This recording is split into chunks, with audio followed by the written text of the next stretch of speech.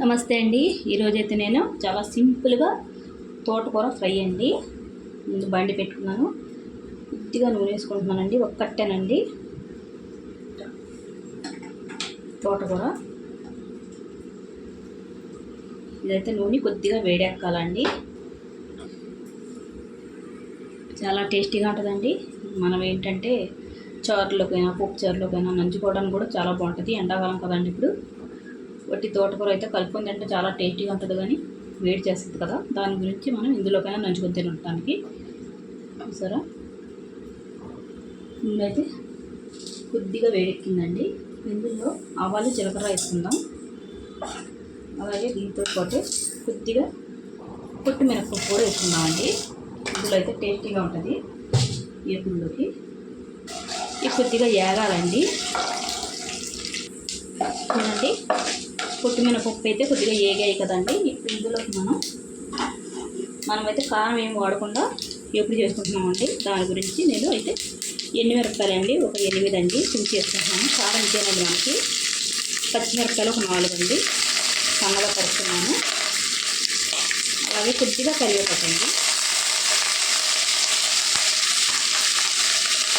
కొద్దిగా వేగాలండి. అయితే కొద్దిగా వేగాయి కదా. ఇప్పుడు ఇందులో పసుపు కొద్దిగా వేసుకుందండి. పసుపు నూనెలు వేసుకుంటే పసుపు వాసన అన్నది ఉండదండి. దాని గురించి నేను నూనెలో తీస్తాను. ఇప్పుడైతే మనం ఇందులోకి తోటకూర వేసుకుందామండి. చూడండి, ఒక పట్ట శుభ్రంగా కడిగేసి పెట్టుకున్నాను నేనైతే. వేసుకుందాం. చాలా టేస్టీగా ఉంటుందండి. మనం కారం వాడడం కదండి. ఎండుమిరపకాయలు పచ్చిమిరపకాయలండి వేస్తా. చాలా టేస్టీగా ఉంటుంది. మరి మీరు ట్రై చేయండి. బాగా కలిపిస్తున్నాం.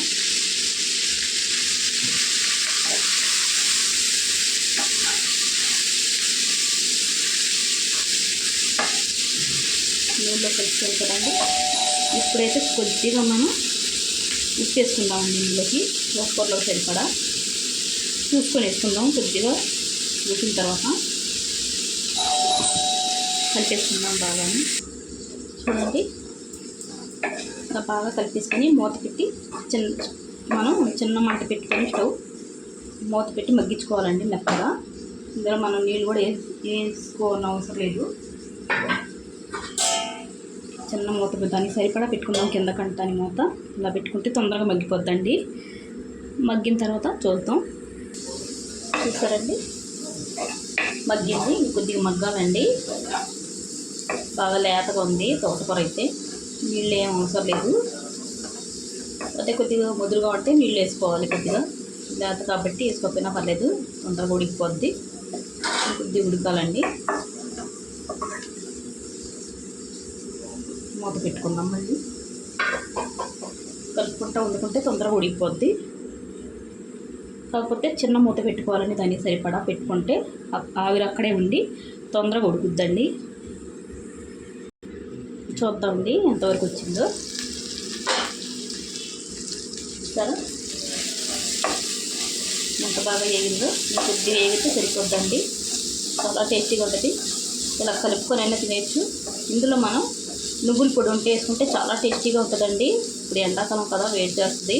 ఎక్కువ వేసుకున్నా కూడా ఇలాగే బాగుంటుంది. సరే, అంత బాగా వేగిందో. ఇందులో మనం కారం కూడా వేయలేదండి. ఎండుమిరపకాయలే పచ్చిమిరపకాయల కారమేనండి. చూడండి ఎంత బాగుందో. బాగా వేగింది. చూసారా, చాలా టేస్టీగా ఉంటుంది. ఒకసారి మీరు ట్రై చేయండి. ఇంతేనండి వీడియో. నచ్చితే లైక్, షేర్, సబ్స్క్రైబ్ చేసుకోండి.